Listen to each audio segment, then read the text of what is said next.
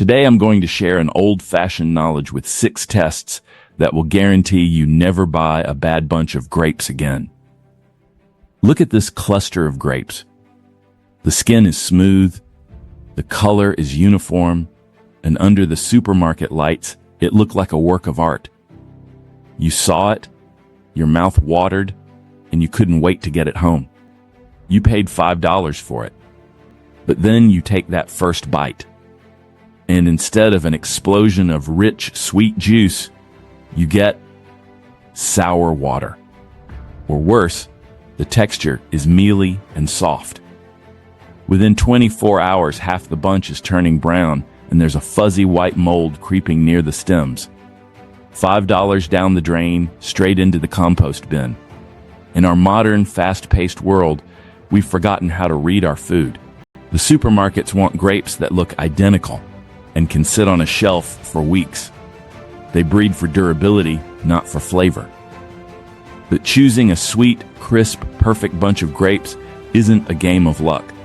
It is a lost traditional art. It's a sensory language that grape growers and grandmothers used to know by heart. To find the sweetest grapes, we have to look past the superficial polish. We must use our eyes, our hands, and even the simple laws of gravity. Let's walk through the 6 tests that the old growers always used before harvest. First is the shake and stem attachment test. When you pick up a bunch of grapes at the store, never grab it by the middle of the cluster. Lift it by the main, thick stem at the very top. Hold it up and give it a very gentle, subtle shake. If grapes fall off the bunch with just a gentle movement, we growers call this shattering. It means you should put that bunch right back. In botany, this tells us a simple truth. As grapes age and begin to decline, the cells in the abscission zone, the tiny joint where the grape stem meets the fruit, begin to weaken and break down. Ethylene gas levels rise, and the attachment becomes brittle. If grapes drop off easily, they are old, weak, and likely starting to ferment on the inside. A fresh grape will cling tightly to its stem, holding on to its life and its crispness. Test number 2 is the stem color and hydration check. The stems are the grapevine's supply line. They are the arteries that carry water and nutrients from the soil straight into the fruit. Look closely at the stems of the bunch you want to buy. If the stems are green, pliable, and fleshy, it means the grapes were harvested recently and kept in a high humidity environment. They are hydrated and alive. If the stems are dry, brown, shriveled, or brittle, the bunch has been sitting in cold storage or transport trucks for weeks. The grapes have been drawing moisture out of their own stems to survive, meaning they will be rubbery and flat in flavor. Always look for green, life-filled stems. Test number 3 is the bloom check. You've probably seen this white powdery coating on grapes and thought it was dust, dirt, or even chemical residue. But this is what we growers call the bloom, or the cuticle. It is a natural waxy barrier produced by the grape itself. This bloom is the grape's shield. Botanically, its main job is to prevent moisture loss, repel water, and protect the delicate fruit from mold, bacteria, and pests. A thick, even bloom tells you 2 things. First, the grapes are fresh and haven't dehydrated.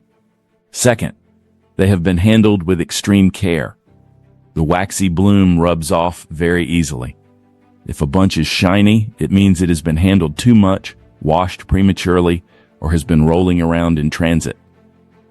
Look for that dusty, velvety frost. It is nature's seal of freshness. But picking the perfect grapes is only half the battle. Once you bring them home, the clock starts ticking. If you bought a large haul, or if you have some grapes starting to lose their crunch, you don't want them going to waste. Grapes aren't just for snacking, they are incredible when cooked. You can roast them with herbs, toss them into fresh summer salads, or simmer them into a savory glaze for chicken or pork. When I have extra grapes and don't know what to make, I use the Suggest Dinner app on my phone. It's a simple, brilliant tool. You just open the app, type in the ingredients you already have in your kitchen, like grapes, chicken, or bread, and it instantly shows you creative, delicious dinner recipes so nothing goes to waste. It takes the guesswork out of dinner and helps you run a zero-waste kitchen. Go ahead and search for Suggest Dinner on the Google Play Store to download it today. Let's keep our cooking simple, honest, and delicious. The fourth test is the color saturation and hue check. We also call this the translucency test. Sugar development changes the physical color of the grape skin. If you know what colors to look for, you can see the sweetness before you ever taste it. For green grapes, most people think bright green is best. That is a mistake. Bright green grapes are grass green, opaque, and sour. You want to look for a yellow, amber, warm cast. This translucency indicates that the chlorophyll has broken down and the sugars have concentrated, caramelizing slightly under the sun. For red grapes, look for a deep, saturated crimson or ruby red with no green shoulders near the stem. For black grapes, look for a dark, jet black or deep purple hue. A rich, uniform color means the fruit received plenty of sunlight and ripened fully on the vine. Test number 5 is the pedicel plumpness check. The pedicel is the tiny bridge connecting the grape to the vine. This joint is where moisture evaporates first when the grape is harvested. Fresh grapes have high turgor pressure. Their cells are packed tight with water and sugar. As the grape ages and loses moisture, the water is drawn back into the drying stems.